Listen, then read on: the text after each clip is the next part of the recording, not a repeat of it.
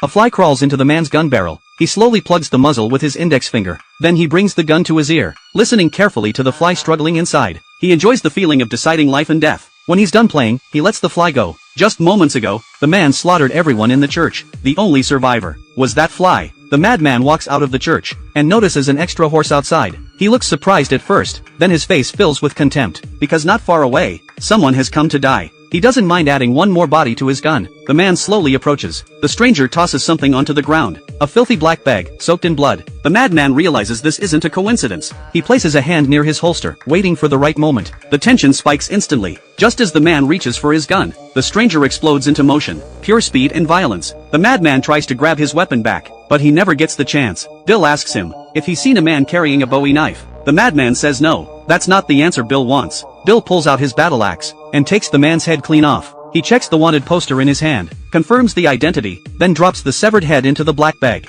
Bill is a bounty hunter. Every time he kills a wanted man, he cuts off the head, puts it into that filthy black bag, and brings it to the sheriff's office for the reward. He always asks the same question, because when Bill was a child, his mother was murdered by a man holding a knife, with an eye carved into the handle. When he grew up, Bill chose to become a bounty hunter, walking a path of revenge, to find his mother's killer. In town, the residents gather together. Outlaws have been running wild in the West, so they demand that Sheriff Mike take action. Under pressure, Mike has no choice but to agree. That day, after Bill finishes off another target, he runs into Sheriff Mike. Bill states who he is, but Mike is furious. His prey was taken by someone else. He refuses to pay Bill the bounty, and tries to drive him out of town. Bill doesn't care. He doesn't take the sheriff seriously at all. But from that moment on, the two become enemies. To save face, Mike takes credit for killing the outlaw himself. Later, Bill stops at the town saloon to rest and gather information before moving on, but Mike fears the truth coming out. He storms into the saloon in rage, orders Bill to leave, confiscates his gun on a pretext, and demands a huge fine. Bill doesn't want trouble. He tosses some cash on the table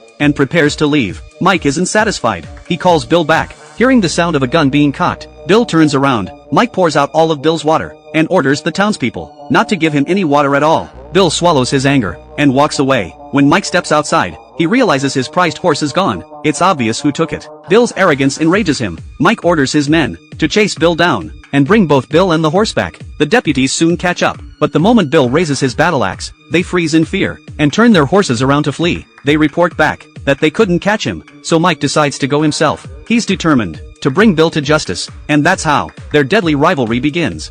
To get his prized horse back, Mike takes matters into his own hands. On the way, he discovers an ambushed armored convoy. Everyone has been executed. The bodies are still warm. While checking the corpses, noise comes from inside the truck. The two men draw their guns and fire. Turns out, there's one survivor left. A black wooden box